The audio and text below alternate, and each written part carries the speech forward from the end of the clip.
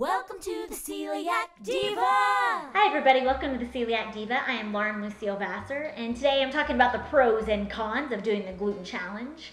Many of you have gone gluten-free for maybe a multitude of reasons, and you're wondering if you should go back and now get a formal diagnosis. So the gluten challenge is when, after being gluten-free for some time, you go back on gluten for, take a couple of slices of bread, of wheat bread, and eat it for anywhere from 4 weeks to 90 days, depending on what your physician recommends and that you both agree upon.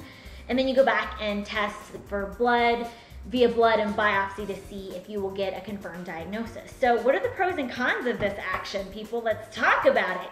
One of the pros is that you would have a confirmed diagnosis, and if that's something that's really important to you, that would be a major plus. Another pro of doing the gluten challenge is that your insurance may cover everything from here on out. And I always tell, insurance things may be changing a little bit these days, so just check with your personal insurance company to see how doing the gluten challenge would affect you positively or negatively. Another pro to doing the gluten challenge is that whether it's 3 months from now, 10 years from now, whether they come out with some sort of a cure or immunization or whatever, that you would be eligible for it since you have a formal diagnosis. Now, for me, I personally feel that being gluten-free is a total gift, and I think it's an amazing way to get healthy when it comes to having celiac disease, because a lot of people with autoimmune diseases would love to be able to control their disease via a diet. And so the fact that we can, I feel like, is a blessing. So I'm not looking for a cure or an immunization or anything like that, but I do know that there are a lot of people out there that are, and I totally respect that. So you would be eligible for that.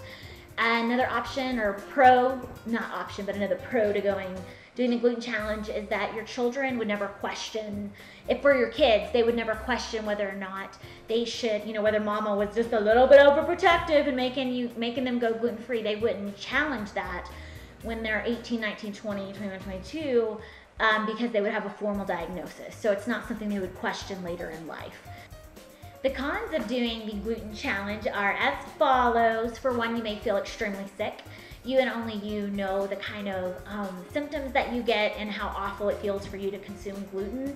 So you need to weigh whether it's worth it to you or not for that reason. You also, another con is that you're gonna definitely be putting your body in a compromising position for other autoimmune diseases, problems, once you get back on gluten if you have celiac disease.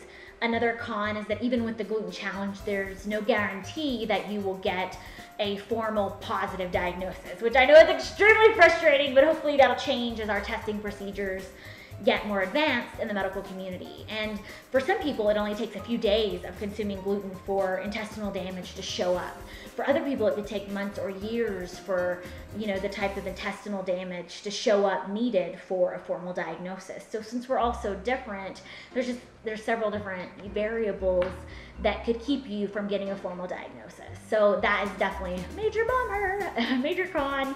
Another con is that your recovery from being on gluten could take quite a while. For some people, they recover quickly within weeks, and other people it takes months or even longer. So that's something you definitely have to decide for yourself. When people come to me and they say, all right, Lauren Lucille, should I be doing this gluten challenge or not? Tell me, what do I need to do? And my answer for that is it's always a personal decision for every single person.